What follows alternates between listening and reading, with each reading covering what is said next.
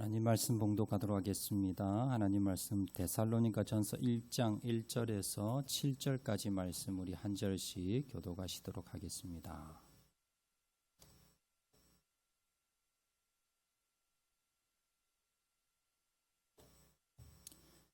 데살로니가전서 1장 1절에서 7절까지 말씀 우리 한 절씩 교독하시도록 하겠습니다. 1절 말씀 제가 먼저 봉독합니다. 바울과 실루아노와 디모데는 하나님 아버지와 주 예수 그리스도 안에 있는 데살로니가인의 교회에 편지하노니 은혜와 평강이 너희에게 있을지어다. 우리가 너희 모두로 말미암아 항상 하나님께 감사하며 필요할 때에 너희를 기억함은 너희의 믿음의 역사와 사랑의 수고와 우리 주 예수 그리스도에 대한 소망의 인내를 우리 하나님 아버지 앞에서 끊임없이 기억함이니 하나님의 사랑하심을 받는 형제들아 너희를 택하심을 아노라.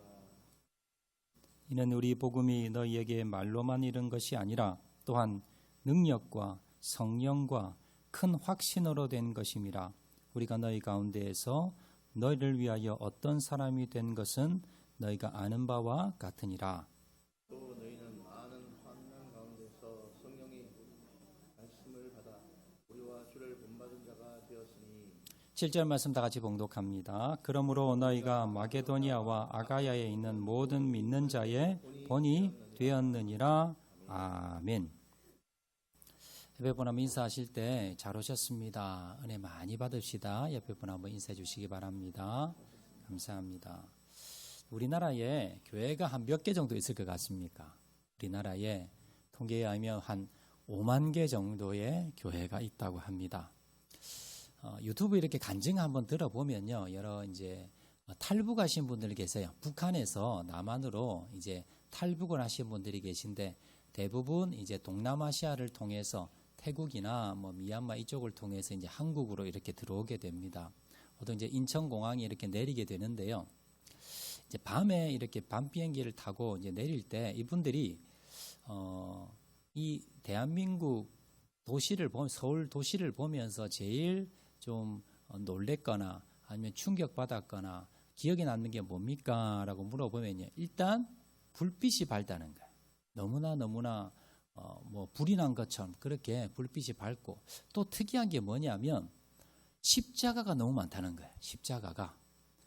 근데 이제 처음에 이 탈북하신 분들이 십자가가 뭔지를 모른답니다. 북한에는 십자가가 없기 때문에 아니 도대체 저게 빨간 저 십자가 모양의 건물마다 세워져 있는데 저게 도대체 뭘까? 이제 궁금하대요. 그래서 와서 이제 물어보니까 이게 교회 십자가다. 그래서 야, 이렇게 남한에 교회가 많은지 몰랐다라는 그런 이야기를 많이 듣게 됩니다.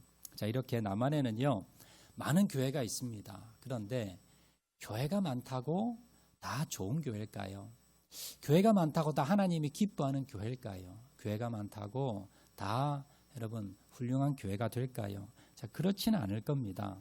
저의 바람은요, 우리 학정로 교회가 뭐 큰 건물에 많은 사람의 뭐 재정이 많은 그것도 좋지만 자, 그러나 저는 우리 학정로 교회가 하나님이 인정하시는 하나님이 기뻐하시는 그리고 다른 교회의 본이 되는 교회, 자, 그런 교회가 되기를 소망을 합니다.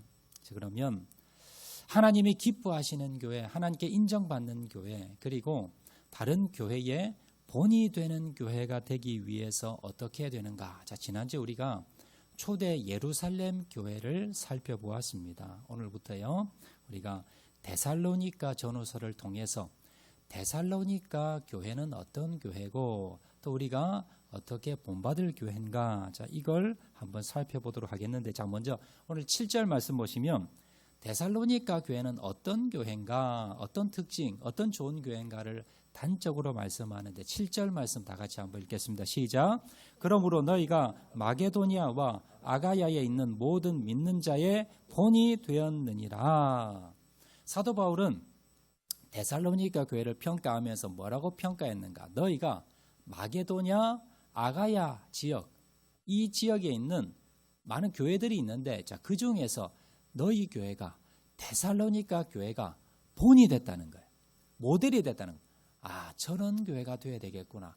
우리도 저렇게 교회를 세워야 되겠구나, 저렇게 만들어가야 되겠구나는 본이 되는 교회다라고 칭찬을 하고 있더라라는 겁니다. 자, 그러면 데살로니가 교회는 자, 어떻게 본이 되는 교회가 될 수 있었는가, 우리가 데살로니가 전후서를 통해서 한번 살펴보도록 하겠는데요. 자, 먼저 배경부터 살펴보도록 하겠습니다. 자, 우리가 함께 읽은 이 데살로니가 전서, 자, 이 성경은요, 신약 성경에 보면 배치가 좀 뒤쪽으로 있습니다. 자, 그런데 사도 바울이 13개의 성경 편지를 적었는데요. 그 편지 중에 제일 먼저 적은 편지가 데살로니가 전서입니다. 신약 성경은요, 여러분 구약성도 마찬가지지만 여러분들이 시간 순으로 적혔다고 생각하는데 그렇지는 않습니다. 편집자가 의도한 대로 편집을 했지 시간 순서대로 대부분 좀 맞춰져 있지만 그러나 정확하게 시간 순서대로 배열하지는 않았다라는 걸 여러분 기억을 하셔야 됩니다. 자, 그래서 데살로니가 전서는요, 가장 먼저 사도 바울이 가장 먼저 적었던 편지이고요. 초대 교회들의 모습들을 우리가 잘 알 수가 있습니다. 사도행전 17장에 보면 사도 바울 일행이 빌립보시를 떠나서 데살로니가라고 하는 그러한 도시에 들러서 복음을 전하게 됩니다. 많은 사람들이 짧은 시간이었지만 복음을 많이 받아들이게 됩니다. 자, 그런데 이 데살로니가시의 복음 전파의 특징은 뭐냐면요, 핍박이 엄청났다는 겁니다. 사도 바울 일행을 엄청나게 핍박을 했습니다. 그래서 얼마 있지 못하고 한 달도 채 있지 못하고 여기를 떠나버리게 됩니다. 이후 사도 바울은요, 다른 도시들을 전도하면서 다니게 되는데요, 소식을 듣게 됩니다. 자기가 한 달 정도밖에 머무르지 않았던 이 데살로니가 교회, 그 교회가 세워지고 그리고 성도들이 그곳에서 신앙생활을 하는데 어느 교회보다도 잘한다는 거예요. 신앙생활을. 그리고 교회가 모범이 된다는 것. 다른 교회들의 칭찬을 받았다. 자, 그래서 그 소식을 듣고 편지를 썼던 편지가 데살로니가 전서, 오늘 우리가 읽은 데살로니가 전서가 됩니다. 자, 그럼 데살로니가가 어떤 위치에 있는가, 우리 지도를 먼저 띄워주시기 바랍니다. 우리 저기 보시면 노란색으로 표시된 데살로니가라고 표시가 됐는데요. 자, 저 지역을 마게도니아 지역이라고 합니다. 그리고 저 지역은요, 그리스 북부입니다. 저기 아덴이라고 이제 아테네고요. 이제 그리스 수도입니다. 자, 그리고 저 위쪽이 마게도니아인데 저 지역이 그리스 지역인데 저기에서 데살로니가가 빌립보 다음, 빌립보가 오른쪽에 있고 그 옆에 보시면 데살로니가라는 지역이 있습니다. 자, 여기는 항구 도시고요. 그리고 아테네 다음으로 가장 번성했던 도시가 바로 저 데살로니가라는 그러한 도시였습니다. 자, 내려주시게 됩니다. 우리 데살로니가 도시가 세워진 시기는요, 한 주전 한 300년경으로 기록이 됩니다. 알렉산더 대왕의 장군 중에 한 사람이었던 카산더라는 장군이 있었는데요. 이 장군이 여기에 도시를 건설하고, 자, 이름을 어떻게 지을까 생각하다가 자기 아내 이름이 데살로니가, 그래서 자기 아내 이름을 따서 데살로니가라고 지었다라고 합니다. 자, 이 도시는요, 항구 도시인데다가 북쪽에 중심 도시였기 때문에 급속도로 그렇게 성장을 해서 마게도니아 지역의 중심 도시로 자리를 잡았습니다. 사도 바울이 이 데살로니가를 처음 방문했을 때 그 기록이 사도행전 17장에 보면 나오는데요. 사도 바울은 그 일행은 2차 전도 여행 중에 빌립보에 이르러서 이제 최초의 유럽 교회를 세웁니다. 자, 그리고 난 뒤에 데살로니가로 건너가게 되는데, 자, 데살로니가로 건너간 사도 바울은요, 회당에서 설교를 합니다. 회당에서 설교하는데 그 설교를 통해서 수많은 헬라 사람들이 복음을 받아들이고 영접하게 됩니다. 그리고 아손이라는 사람이 있었는데 이 아손이 자기 집을 내어놓게 되고요. 그 장소를 중심으로 해서 이제 데살로니가 교회가 세워지게 되었습니다. 자, 그런데 그곳에 있었던 유대인들이 있었습니다. 자, 그 유대인들을 중심으로 해서 엄청난 핍박을 시작하게 됩니다.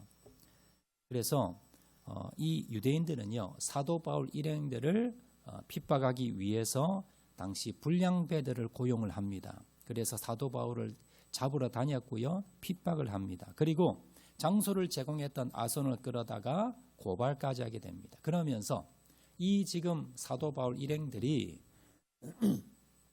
지금 로마 황제 왕을 섬기지 않고 또 다른 왕을 섬기려, 그러니까 오늘날로 말하면요 시국 사범이 되지요. 그래서 이러한 반정부적인 그러한 일들을 한다라고 하면서 고소를 하게 됩니다. 자, 이렇게 핍박이 심해지자 어쩔 수 없이 사도 바울 일행은요 야반 도주를 해버립니다.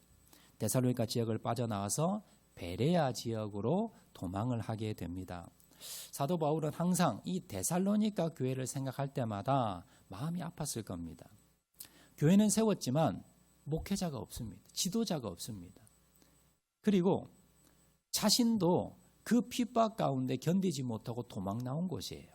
그러면 거기 남아있던 성도들은 어땠겠습니까? 그 남아있는 성도들은 핍박이 엄청 심해. 사도 바울도 견디지 못하고 도망갔을 정도의 그 도시인데, 자, 그 도시에 남아있는 성도들은 얼마나 핍박을 받을까?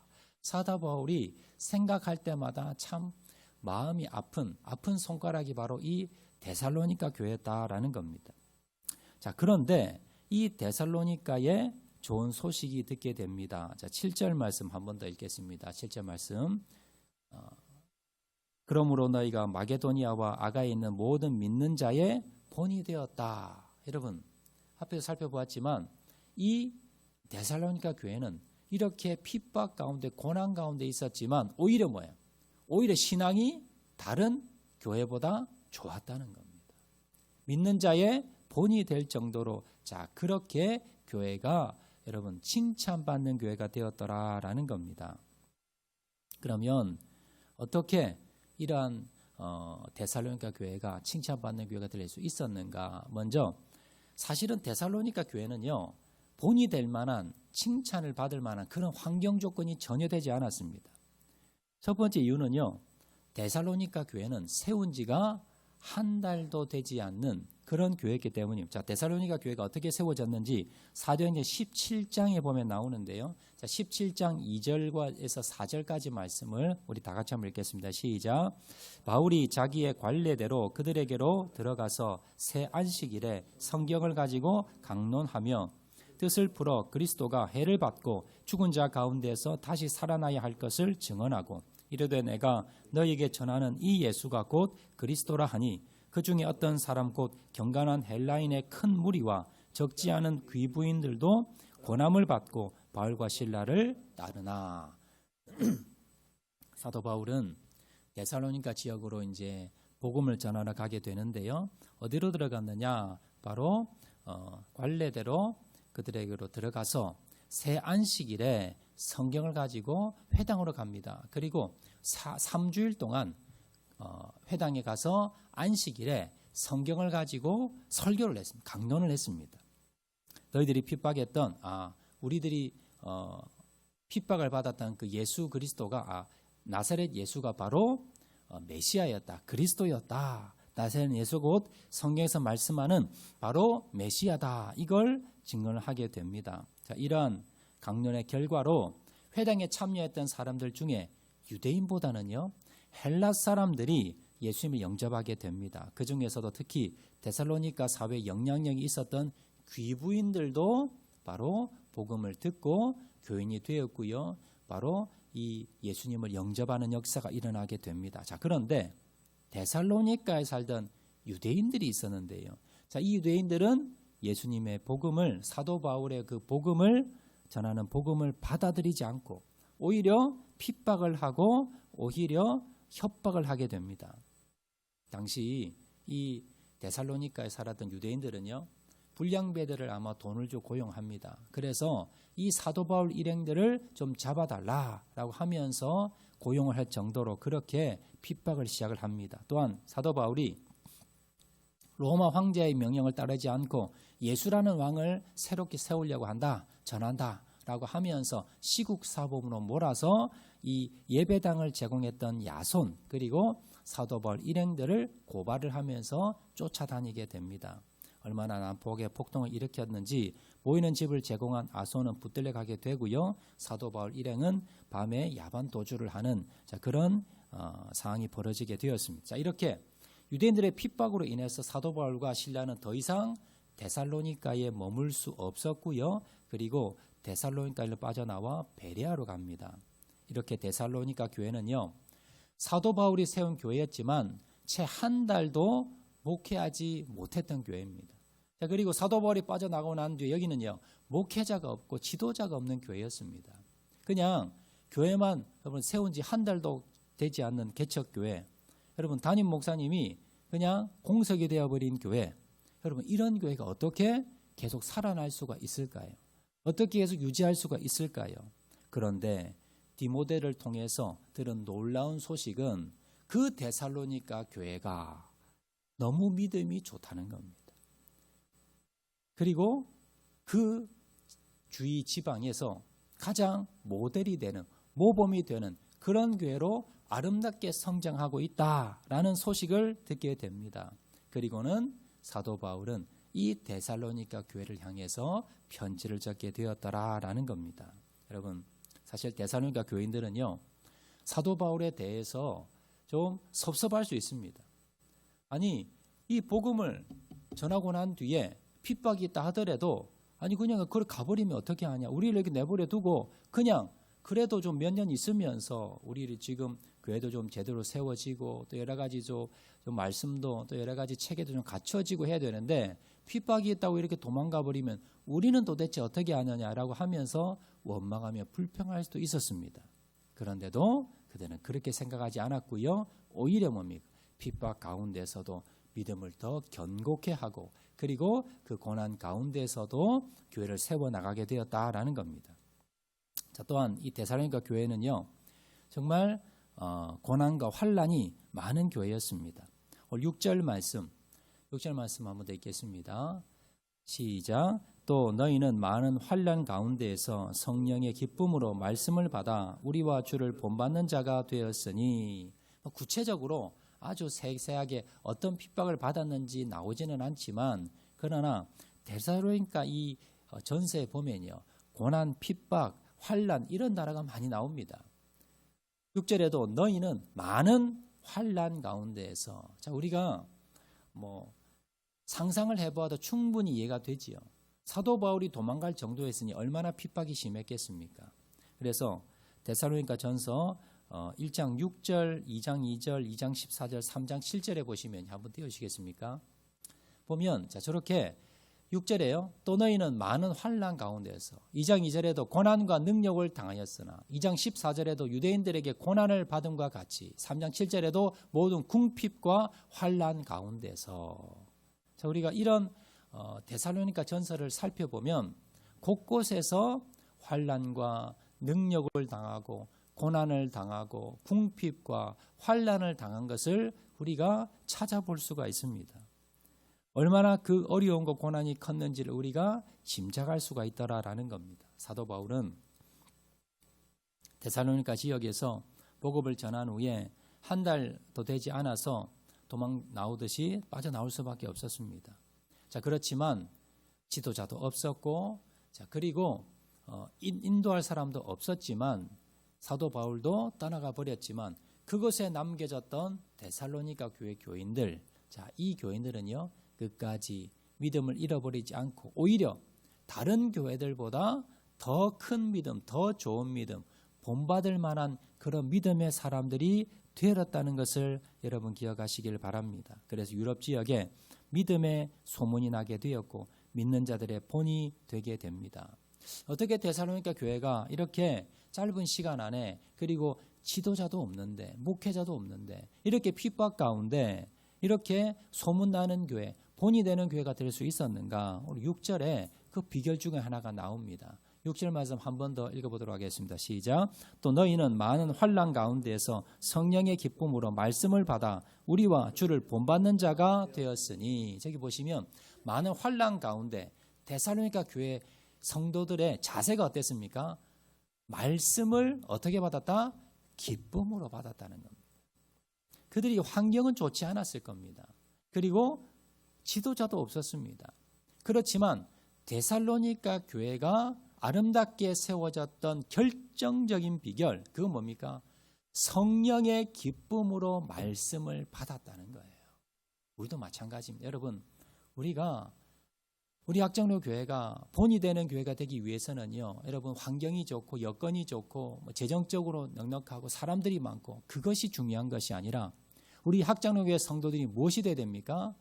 성령의 기쁨으로 말씀을 받는 겁니다.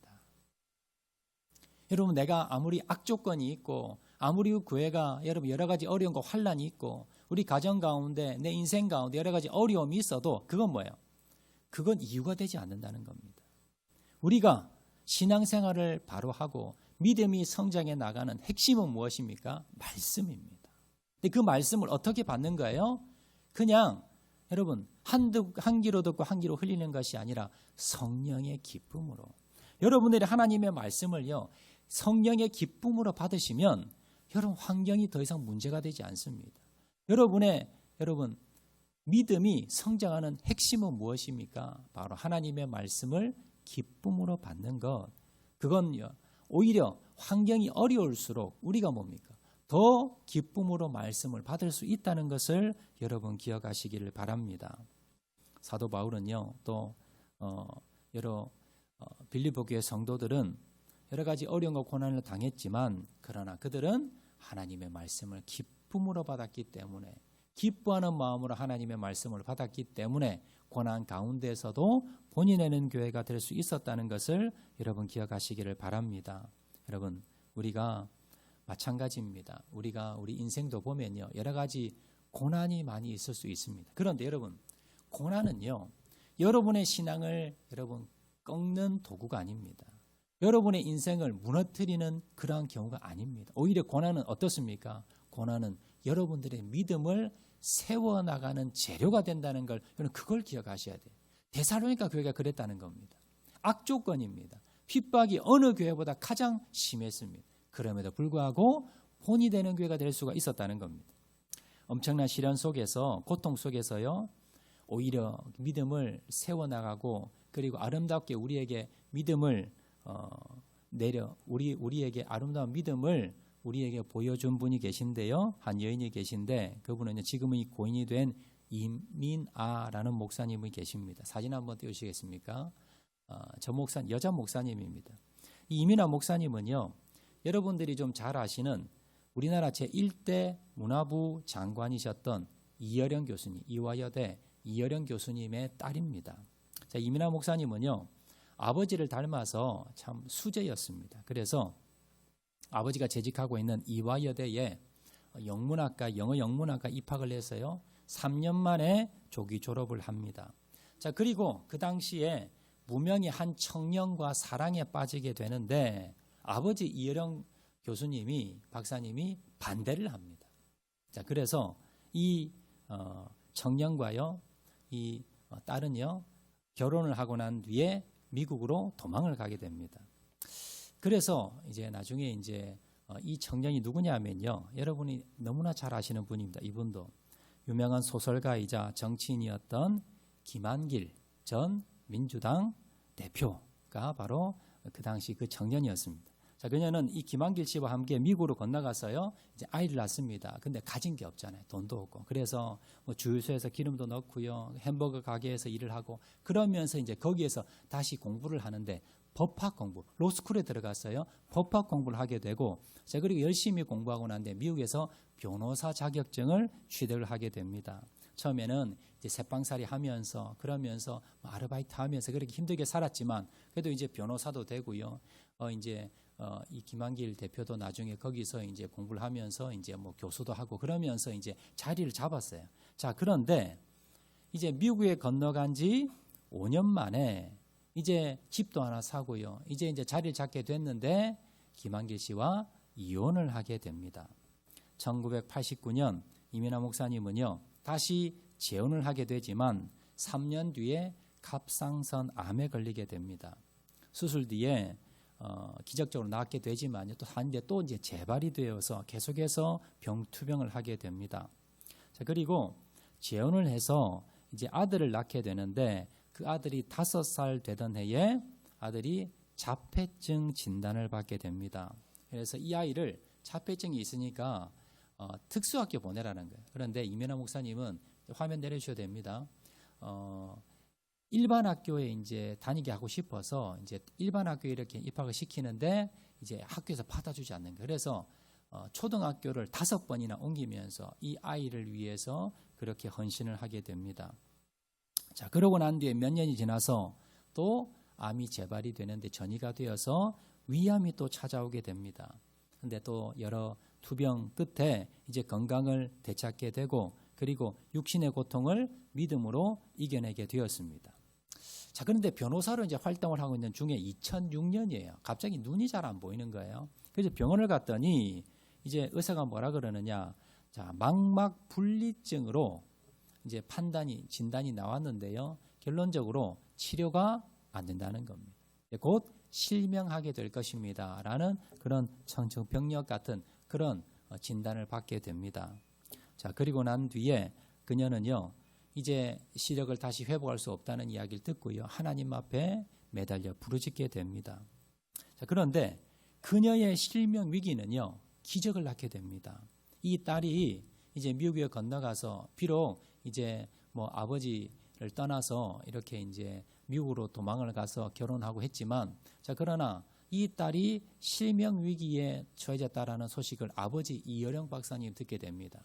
그래서 마음이 너무 아파요. 딸이 보니까 갑상선암, 그다음 위암 이걸 이제 겪어냈는데 겨우겨우 이제 겪어냈는데 치료받았는데 이제 뭐예요? 또 이제 실명 위기가 닥친 겁니다. 그래서 이여령 교수님이요, 그 전까지 이제 아버지를 전도를 해도 아버지가 이제 전도를 안 받아들였어요. 내가 아무리 생각해도 나는 예수님 여러 가지 기적들 이런 것들 나는 지성인으로서 이건 도저히 믿어질 수가 없다라고 하면서 이 이민하 교수님이 계속해서 이 아버지에 대해서 전도를 했지만 그러나 아버지는 이 전도를 받아들이지 않았었습니다. 자, 그런데 딸이 이제 눈이 보이지 않는 그 이야기를 소식을 듣고는요, 이여령 교수님이 자, 이렇게 기도를 합니다. 하나님, 미나가 어제 본 것을 내일 볼 수 있고 오늘 본 내 얼굴을 내일 또 볼 수 있게만 해주신다면 저의 남은 인생을 주님께 바치겠습니다. 이렇게 기도를 드려요. 하나님, 우리 딸 눈만 고쳐준다면 내가 남은 삶 주님을 위해 살겠습니다. 우리 딸 눈만 좀 고쳐주세요 라고 기도하면서요, 그러면 예수님을 영접하고 그리고 세례를 받게 됩니다. 그리고 이 기도가 응답이 되어서 7개월 만에 이민하 목사님의 눈이 치유가 돼 기적적으로 치유되는 역사가 일어나게 됩니다. 자, 그런데 고난은 여기서 끝나지 않습니다. 또다시 위기가 찾아옵니다. 이민하 목사님의 큰아들이 명문 버클리 대학을 졸업한 큰아들이 26살의 나이에 갑자기 쓰러지게 되는데요. 19일 만에 병명도 없이 그냥 사망을 하게 됩니다. 그녀에게는요, 고난이 일상입니다. 그녀가 이제 대학을 졸업한 이후에 그녀의 삶을 돌아보면요, 계속해서 암투병에 또 시력을 잃을 뻔했고요.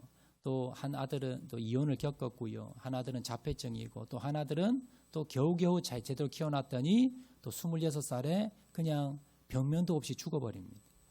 그러면서 이민하 목사님은요, 나는 이렇게 자기가 이렇게 기록합니다. 나는 30년 동안 웃는 날보다 우는 날이 더 많았습니다. 자, 그런데 그녀가 이제 그녀의 간증 책에 이렇게 기록합니다. 그런데 모든 시련과 고난이 내게는 축복이었습니다. 왜냐하면 고난을 통하여 하나님의 말씀을 더 깊이, 하나님의 뜻을 더 깊이 깨달을 수 있었기 때문입니다. 라고 그녀가 고백을 하고 있습니다. 이민하 목사님은 이렇게 인생 가운데 고난이 많았지만 그 고난 가운데 하나님을 원망하고 불평한 것이 아니라 오히려 그녀의 믿음이 더 성장하게 됩니다. 그녀가 이 아들을 26살의 아들을 떠나보내고 난 뒤에요, 그 뒤에 목사 안수를 받습니다. 그리고 난 뒤에 그녀가 깨달은 것은 뭐냐면, 말씀을 통해서 그녀가 깨달은 건 뭐냐면 하나님의 마음을 깨달았는데, 하나님 무슨 말씀을 주시느냐, 무슨 마음을 주시느냐, 이 품에 있는 아들만 네 아들이 아니라는 거예요. 이 세상에 정말 고통받고 있는 많은 아들이 있는데 그 아들들을 위해서 네가 헌신해 주지 않겠니? 그 사명을 깨달은 겁니다. 그리고는요, 목사 안수를 받습니다. 그리고는 이제 그때부터 뭘 하느냐, 미국과 아프리카, 남미 이런 지역에서 마약에 중독되어 있는 그런 청소년들, 아이들, 이런 아이들을 돌보고 그런 아이들을 회복시키는 그런 사역을 시작하게 됩니다. 자, 그러면서 이 그때 지었던 책이 뭐냐면요, 땅끝의 아이들이라는 책인데, 한번 사진 한번 띄워주시겠습니까? 예, 저 책입니다. 우리 목사님이 소천하시기 전에 마지막으로 했던 그 사역들, 땅끝의 아이들, 마약 중독에 빠져있던 그런 아이들을 위해서 적었던 책이고 있고, 앞에 사진 보시면 이여령 박사님이 이제 딸의 눈을 좀 뜨게 해달라라고 하면서 하나님 앞에 이제 매달려 기도했고요. 그리고 난 뒤에 예수님 영접하고 난 뒤에 눈을 뜨게 되고 이제 복음을 받게 되고, 그리고 그때 지었던 책, 저 유명한 책 지성에서 영성으로라는 책을 그때 이여령 박사님이 짓게 됩니다. 자, 내려주시고요. 자, 이렇게 여러분 우리 이민아 목사님의 이 간증을 들어보면서 우리가 깨닫는 것은 뭐냐면요, 고난이 우리의 믿음의 걸림돌이 아니라는 겁니다. 우리가 여러 가지 고난이 많을 겁니다. 우리가 인생 가운데 여러 가지 어려움이 있을 겁니다. 이런 어려움과 고난이 나의 신앙을 무너뜨리고 내 인생을 망하게 하는 것이 아니라, 오히려 이 고난은 우리 데살로니가 교회를 위해 통해서 우리가 알 수 있는 것은 뭐냐면, 우리에게 오는 고난이, 어려움이 우리의 믿음을 더 견고케 할 수 있다는 겁니다. 우리의 믿음이 뭐예요? 오히려 더 성장할 수 있다는 겁니다. 이민아 목사님은요, 다른 사람이 겪어보지 못한 그러한 육체의 고통, 가정의 아픔, 자녀의 그 고통, 이러한 여러 가지 어려움들을 겪었습니다. 그런데 오히려 그 고통이, 고난이 그녀의 신앙을 무너뜨린 것이 아니라 그녀의 신앙을 더 성장시켰다는 거예요. 그래서 그녀의 삶을 통해서 오히려 뭡니까? 하나님 앞에 귀하게 쓰임을 받았고 많은 사람들에게 본이 되는 그러한 삶을 살았다는 것을 여러분 기억하시기를 바랍니다. 자, 말씀하도록 하겠습니다. 데살로니가 교회는요, 본이 되는 교회였습니다. 그런데 당시 상황으로 본다면 전혀 본이 될 만한 그런 상황, 조건이 아무것도 없었습니다. 사도 바울은 한 달도 되지 않아서 떠나버렸습니다. 그리고 그들에게 남겨진 것은요, 수많은 핍박과 고난이었습니다. 자, 그렇지만 여러분, 데살로니가 교회는 그 고난 가운데, 어려운 환경 가운데 낙심하고 절망하며 원망했던 것이 아니라 오히려 주님의 말씀을 기쁨으로 받아 그들이 본이 되는 그러한 신앙의 교회가 되었다는 것을 여러분 기억하시기를 바랍니다. 우리 악전의 교회가 이런 교회가 되기를 바랍니다. 때로는 우리 가운데 어려움이 있을 수 있습니다. 고난이 있을 수 있습니다. 그러나 이 어려움을 통해서 우리의 신앙이 무너지는 것이 아니라 오히려 더 본이 되는 그러한 성도 되시기 바랍니다. 요즘 우리 교회에요, 아픈 분들이 많이 늘었습니다. 암 진단을 받는 분들이 여러분들이 계시고요. 그리고 여러 가지 원치 않는 질병이나 어려움이나 또 여러 가지 환경 가운데 어려움을 겪는 분들이 많이 계십니다. 여러분, 이 고난 가운데 우리가 생각해야 될 것은, 하나님, 왜 나에게 이런 어려움을 주십니까? 왜 나에게 이런 고통을 주십니까? 라고 하면서 원망하며 불평하는 것이 아니라 오히려 하나님을 더 바라보시기 바랍니다. 그리고 기쁨으로 주님의 말씀을 더 여러분 받으시기 바랍니다. 그럴 때에 그 고난이 나를 넘어뜨리는 것이 아니라 오히려 우리의 신앙을 더 세워나가고 우리 교회를 더 세워나갈 것이라는 것을 기억을 하시고, 고난 가운데 주님의 말씀을 바라보고 나아가는 저와 여러분 되시기를 주의 이름으로 축원을 드립니다. 우리 말씀 생각하면서 우리 찬양하도록 하겠는데요, 괴로울 때 주의 얼굴 보라, 우리 한번 찬양하도록 하겠습니다.